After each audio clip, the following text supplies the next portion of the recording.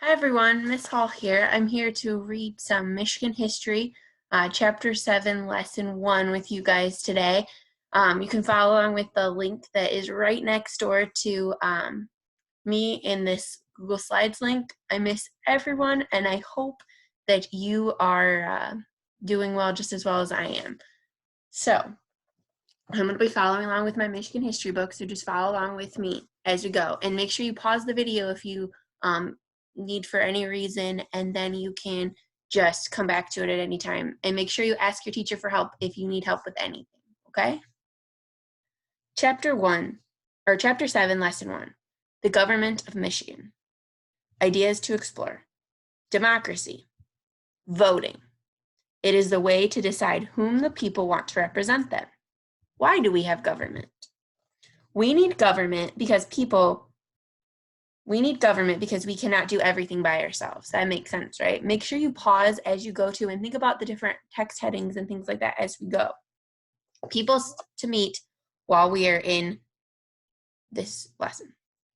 Candidates. These are the people who want to hold an office such as mayor. The voters will choose one of the candidates. Dictator. This is a person who takes over and does what he or she wants to do. A dictator does not ask others what they want. Mayor, the leader of city or city government. So who's in charge of like our local town of Addison and things like that. Voters, these are the citizens over 18. They decide which person will hold a government office. Words to welcome. Consequences, what happens when something is done. If you hit someone, there will be a negative consequence because that's a bad choice. Election. This is the time when the voters choose people to hold government offices. Rights. The freedom given to us by the Constitution. Tax. Money paid by people to run the government. Now I'm on page 321 if you're following along with the online book. Why do we have government? Here are 2 questions for you to think about while you read.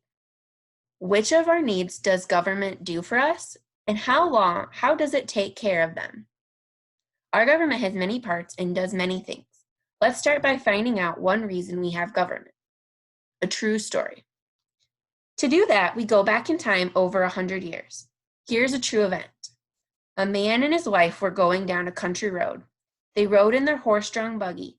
They reached a small bridge and began to go across. Suddenly, the bridge gave way. The man, the lady, the horse, and the buggy all splashed into the river. They were left gurgling and splashing in the water. They were not hurt, but their trip was ruined. So here's the picture. You can kind of see. There's the, they fell all in the river. The people were surprised, but not too surprised. They saw the bridge was not in good shape. Why was the bridge left in bad condition? Who was taking care of the bridge? This is the point of the story. No one was in charge of taking care of the bridge. Many years earlier, a farmer built the bridge. He spent his own money to do the job. When it was done, he took care of it. For years, no one else helped him. Finally, he grew tired of doing the repairs and stopped. At that time, Michigan state government did not build or repair roads. Each landowner along the road helped to take care of it. This is the way it used to be. That'd be pretty crazy. Can you imagine if any of our roads were not taken care of by the state? Man, they would be like a disaster. So a service. So right here. One reason services we cannot do alone. This story shows one reason why we have government. It can do things for us that are hard for us to do alone. What if each person took care of the road in front of his or her home? It would be hard to have the good roads we have today. Travel would be very hard. Today, our government builds roads and bridges. It runs our schools and courts. In the city, it brings us our water. It provides us police. It hires firefighters. It can also build parks, schools, and other things that few people could do on their own. Doing these things helps the common good. Everyone can use them and benefit from them. Everyone has a better life because of these services. Second reason, protecting our rights. Our government also helps protect our rights. It keeps the strong from ruling everyone else. It helps give us all justice. What are our rights? These are the freedoms we have. We have the right to free speech, the right to own property, and many others. Here's a true story. A long time ago, a man named Erastus Hussey lived in Battle Creek. He was firmly against slavery. He helped escape slaves on the Underground Railroad. Erastus also printed a newspaper called the Liberty Press. He used it to tell others why slavery was wrong. Mr. Hussey was using his right of free speech when he took a stand against slavery. Someone did not like what Mr. Hussey printed in his newspaper. One night, they set fire to his building. That was on June 9th, 1849. If we did not have any government, things like this might happen often. The government tries to protect the rights of people like Mr. Hussey. So remember, Battle Creek, if you use your hand right here, Battle Creek, we live like right here-ish. Battle Creek is a little bit like over here. And the Underground Railroad, if you think about people like Harriet Tubman and things like that, where they were trying to help the escaped slaves from the South come up to the North in Michigan. And our local area was huge for the Underground Railroad, and they helped a lot of escaped slaves. You may have heard of people like Laura Haviland or things like that. They were all helping with protecting the people and their rights to be people, I guess. Reason number 3. Third reason, making our laws. Laws are rules to live by. We have laws so people will be safe and can have a good life. Laws help keep people from doing things they should not do, like driving too fast. Oh, and then there's the picture. Here's the making the roads, and they were making the house not burn down. Most laws are just common sense. People should be nice to each other. They should not do things that hurt or bother others. Sadly, many people only think of themselves. There are those who cheat others. Some people pollute the air we all breathe, or the water we all drink. Some bad people rob others. Laws remind us to behave and punish those who do not behave. What would it be like to live in a place that had no laws? That'd be pretty crazy, wouldn't it?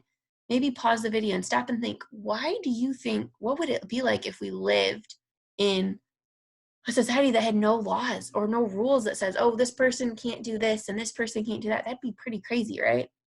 So they got a little picture of a bad guy right here. Our laws also help manage conflicts between people. Suppose your neighbor parks his car on your lawn. He says you have more room than he does. There are laws about this kind of thing. They remind us to think about the rights of others. So in the caption it says, though, laws protect us from people who do not behave. And come on, we can do this, because they're talking about leadership.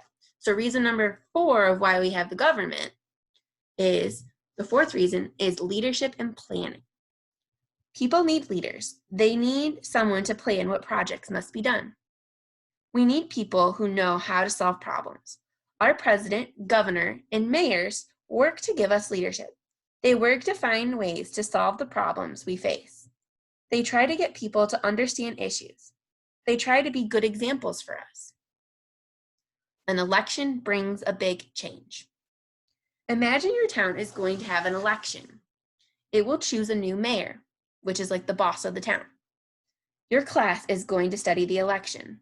An election is when people decide which person will hold each office. It doesn't necessarily have to be the boss. They can be a secretary or things like that. There's a bunch of different offices you can have. The people do this by voting.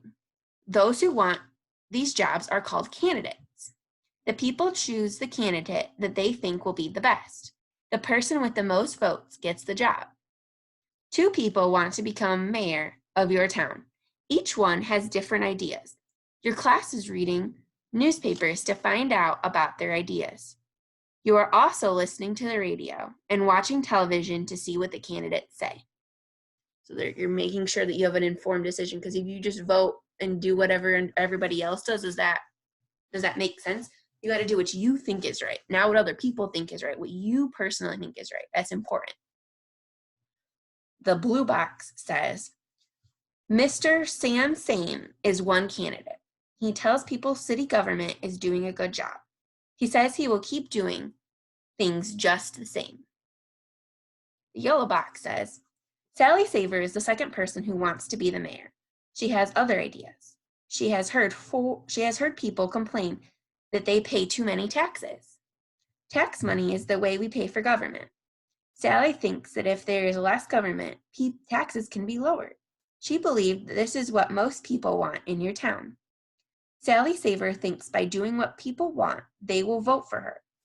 Sally hands out papers explaining her stand. She speaks to groups of voters and tell them what she will do once she is the mayor. So it says everyone wants to talk about taxes. So if you think about taxes, you may not know what that is really fully. Imagine going to the book fair. I'm sure a lot of you've gone to the book fair before, and you want like an eraser or you want a book, and it's $1 book. So you hand $1 to the person, and they're like, "Oh, I'm sorry, that's not enough. You forgot tax." In Michigan, there will be 6 cents of tax to be added. So really, in order to buy that book or buy the little eraser you want to buy at the book fair, it really would cost you $1.06 because of tax. They use those types of things, that's called sales tax, to try and pay for government. Who can vote? I'm on page 326. Today is the election. The voters are ready to decide which person will be the new mayor. Who are the voters? Who can vote? Each voter must also be a citizen of the United States. They must be at least 18 years old. So remember, a citizen of the United States means that you were born here or you took the test to become a citizen if you were born somewhere else. The radio station gave the results that night. Sam Same had 1,500 votes and Sally Saver had 1,850 votes. Sally Saver is the new mayor. A big change, no government at all. Now Sally must decide what to do as mayor. She promised to cut taxes. Cutting taxes will save everyone money. She believes the more money people save, the more they will like her as mayor. Mayor Sally Saver says to save the most money, there will not be any city government. She will not be paid. She thinks this will make her a very popular mayor. City government has ended. What will the city be like the next day? Well, I highly doubt that would be a good idea, because why would that not be a good idea? Why don't you pause the video and think about it? Opportunity cost. What will you miss the most? What service will you miss the most with no city government? This is the opportunity cost of the change. Do you remember what opportunity cost means? Check the glossary for a review. So what opportunity cost means, in case you didn't want to look it up in the glossary, is what are you willing to give up to earn something else? So in my class, we did class dojo points, where they would earn points based on their behavior and they could cash them in for prizes. In Mrs. Ramstell's class, I know you guys did that economy where you could buy stuff at the store. In Mrs. Hunt's class, I'm not really sure what you guys did, but I'm sure you guys had an economy system where you did something, and so because you did something, you earned something else. So what you're willing to do is like have good behavior. To get the cost is to get what you're wanting in return, whether that's a little gadget, or in my class was like a special seat or just a coupon or something of the sort. That's opportunity cost, in case you forgot. Do you think Mayor Sally Saver's plan will be a good one? Will there be consequences of no government? What are the consequences? Remember, consequences are like the bad things that happen. Not always bad, but the things that happen because of your choice. So if you made this choice, okay, this is what happened because of it. So it says consequences are things that happen because of an event. The event is the cause, and the consequences are the effect. Will people in the town face other costs because there's no city government? Probably. What could be some problems if this was your town? What will happen if there is a fire and your town has no fire department? What will happen if there is a break-in and there's no police? What will happen if there is a big hole in your main street? Who will fix it? Can you think of some other issues that will cause problems? Maybe you could pause the video and you could write it down on a piece of paper what you think are some some things that would happen, because there's probably a lot of things that happen if no one's in charge. As cool as it sounds in theory, I don't think it's probably the best idea. So if you look right here in this picture, you can see how there's like a really big gaping hole. That would not be something we would necessarily want to have happen. So it says, is it possible to have too little government? What do you think? And it doesn't have to be what your parents think too. You can have your own opinion, FYI. What about too much government? Can there be too much government? Can too much government create problems? Can you think of some issues too much government may cause? For one thing, government costs money. The more government, the more money it needs from taxes. The more people pay in taxes, the less they have left for themselves. And the caption says, what would your streets be like if there was no city government? If our government were too large, it might forget about what people want. It might spend its time finding ways to become even larger and more powerful. These are some reasons we do not want a huge government. And then the red words, it says, a really big government has problems too. So we don't want a really, really big government, but we don't really want a small, like no government. We want somewhere in the middle, because in that way it's a happy medium. So there's not the issues of the big ones, but you still have some regulation. The last page, page 328. In our government, the power comes from the people. We have a democracy. This means, in the end, the voters decide what happens. They have the final say. It says, governments in some countries have a dictator in charge. A dictator does whatever he or she wants. A dictator has no rules. He or she just takes over. A dictator does not need to be elected. A dictator does not need to ask you what you want. There might not ever be any votes in a nation with a dictator. So it says dictators have no rules. So in America, we do not live in a dictatorship. We live in a democracy because anybody who's above 18, they get to vote. And so that's a really important thing for our freedoms. Last paragraph, there's a picture up here that says it's like a balance between needs and wants. So we're trying to balance, okay, what do we want versus what we need? We can't have like, oh, I want all these things up here and I don't need it. Like you have to balance it out. So it says, they are interested in you. The leaders of our government are interested in what you want. Still, they must find balance, the needs and wants of all the people. This means some people may not like what is done some of the time. If the leaders fail to do what most people want, they will be voted out of office. So there's a little girl with a flag. So that's the end of the story, but I'm going to read to you the think about it, talk about it questions, and maybe write them down on a little piece of paper to try and check your understanding for it. So, number 1, give 4 reasons why we have government. Ooh, I use my 4 fingers, remember? Number 2, name 2 things you would miss the most if your town had no government. Now, there's not really a right or wrong answer. It's kind of what your own personal opinion is. How do government leaders get their jobs? Who is allowed to vote? Name 2 ways city government helps us. How do we pay for government? Who has the final say in our government? Words in action. What problems can happen if a town has no government? What kind of problems can we have if there's too much government? Brain stretchers. What limits the amount of money government can spend? So that is the end of lesson 1. Next week, I'll be reading chapter 7, lesson 2. Remember, right next to me, that's where the link is. And in the next couple of slides, there's also the worksheets that you can work on. And I have a little like square thing in there that says, oh, you can download a PDF and print it off if you really want to, but you don't have to if you don't have the ability to print something off. So if you need anything or if you have any questions, I'll see you guys next week. I hope you guys have a great time, and I miss every one of you, and I hope you had a good time reading Michigan history with me. If you know me at all, you know I love Michigan history. It's one of my favorite things ever, so I'm thrilled I get to teach that for you guys. I'll see you later. Bye.